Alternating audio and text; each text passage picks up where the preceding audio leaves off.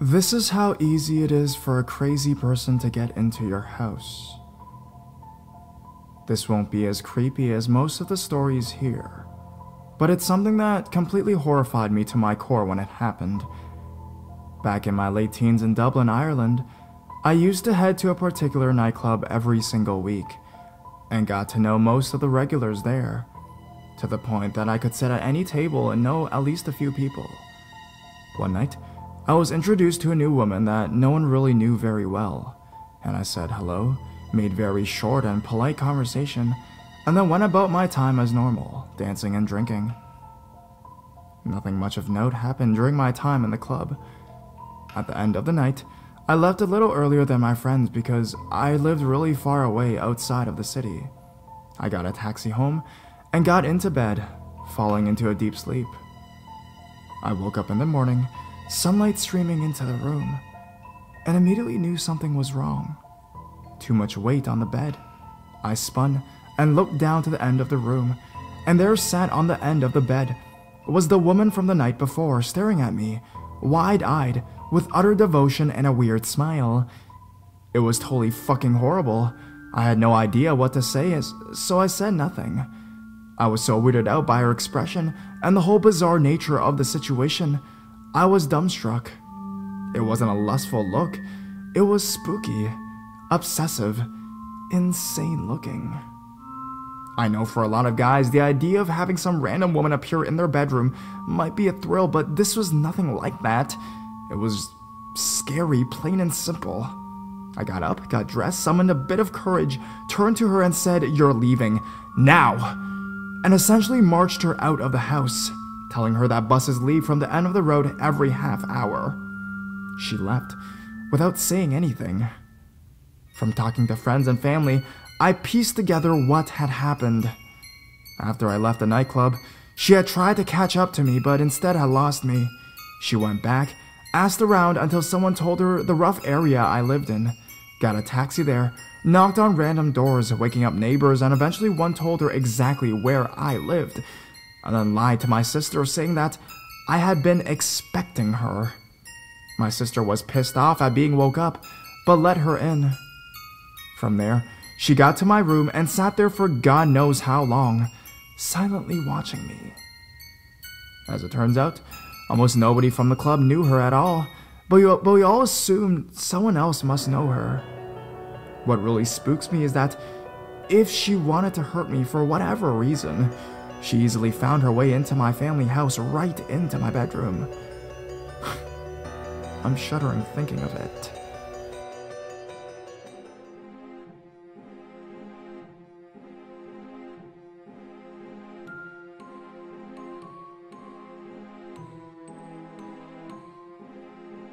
Stalker from the nightclub. I met him one night in a club, and he seemed nice enough, good looking and friendly. We exchanged numbers at the end of the night, and I look forward to meeting him again. Nothing unusual. I was 18, and he was early 20s, and I spent a lot of time in clubs, so I was comfortable with everything. About a week passed, and we had sent a few texts and decided to meet for a drink. He offered to pick me up from my house, and I didn't know him well yet. I arranged to meet him by the entrance to a hotel on a main road near my house. We went to a pub. I had plans to meet a friend about 9, so we only stayed for an hour. And he took me to where I was meeting my friend. We had a short kiss, then left. I was glad it was over, as he was actually not interesting. Boring, in fact. He added me on Facebook, and I accepted, but didn't think we'd talk much after that. I was very wrong. A month or so passed after this, and we didn't meet again until one night, out of town, when we met by chance. He told me he couldn't stop thinking about me. I was drunk and foolishly kissed him, and we parted ways again. A couple days later, it says on Facebook that he's in a relationship. At least this means he wasn't interested in me anymore, I thought. However, it was not long after this. He sent me a text that read, "I am obsessed with you." I told him to stop at this point, and he had a girlfriend. He passed it off as being flirty and told me to get over it. For about 6 months after this, every few weeks he would text me. After the first time this happened, he sent incredibly graphic details of how he wanted to have sex with me. I deleted him on Facebook and kept asking him to stop. Sometimes he would include naked pictures too. Keep in mind, I never got further than a kiss with this guy. He texted me once about 10 months into his relationship while on holiday with his girlfriend and told me he wished it was me, not her. Again, I told him to stop. Every time I turned him down, he'd get annoyed and tell me he never wanted to speak to me again. But sure enough, it was usually less than a month and I get a random naked picture again or something. All the messages I could have ignored, but one night, I hadn't heard from him for a few weeks, and I was home alone. Parents were on holiday. I hadn't told anyone that. About 1 a.m., my phone rings and it's him, so I hang up. These texts followed. Hey, let me in. I'm outside your house. No, you're not. Leave me alone. I am. I know you're alone. Let me in. And then some descriptions of sex stuff he wanted to do. Leave me the fuck alone. I'm not home alone anyways. You're wrong. You don't even know where I live. I do. I'm outside your house. Your room is the one with the red curtains. Which is correct. No, it isn't. And you've never been to my house. I picked you up the first time we went out. From somewhere about a 10-minute walk away from here, you've never been to my house. I looked out my bedroom window, and there was no one to be seen. I just saw your curtains move. Let me in. I ran around the house and turned all the lights at the front off. I don't know why, I guess I just thought it would put him off. You just turned the lights off. I know you're there. I was crying a lot now, and the last text I sent was, leave right this second, or I'm calling the police. If I ever see you, hear from you, or have any contact with you again, I will call the police. His reply, you don't need to be a bitch about it. I'll go. I didn't hear from him again, but that whole thing lasted almost 2 years, from just one very short date. I still get really nervous when I see someone who looks similar now. I still don't know how he knew where my house was, or that my parents were away that night. I can only assume he followed me.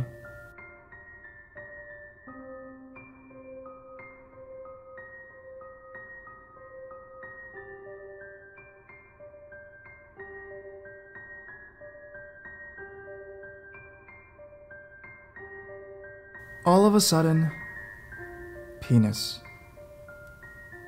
I've had my fair share of creepers. This one was one that was so what the fuck.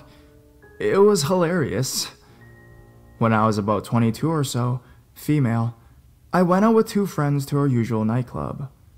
We left the nightclub around 1 a.m. We walked back to our separate cars and decided to head to the nearby convenience store for some snacks and whatnot. Walking together for safety, we went to my car first. I proceeded to unlock my car door as they walked onto their car parked on the next block. As I'm getting into my car, I hear someone calling me from a car parked nearby. He has his window rolled down. I walk over to the street side, and he's asking directions to a nearby gay club. I tried to tell him where it is. After another car passed, he was all, "Hey, get out of the streets. That's not safe.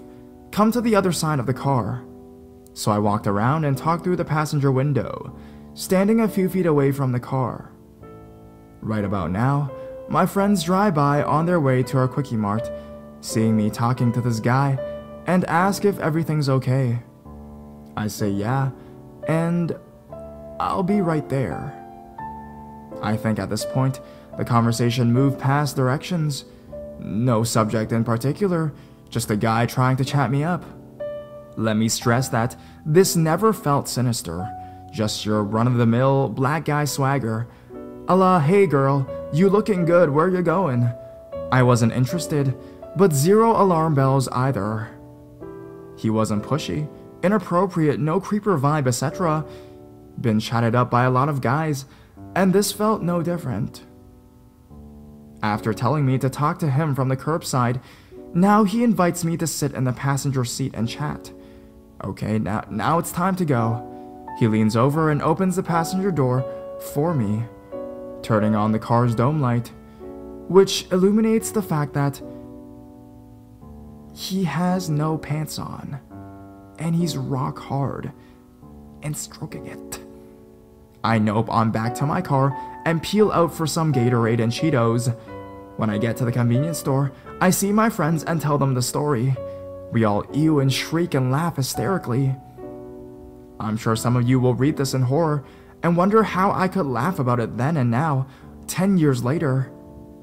But you'll just have to believe me that this was more what the fuck than panic-inducing. The guy was clearly really high on something, and there's something absurd about the fact that he wasn't furtively playing with himself, but rather driving around town, all how do you do, but completely pantless. They weren't around his ankles, maybe they were crumpled in the back seat. For all I know, he left the house that way. Thanks for reading, and stay safe.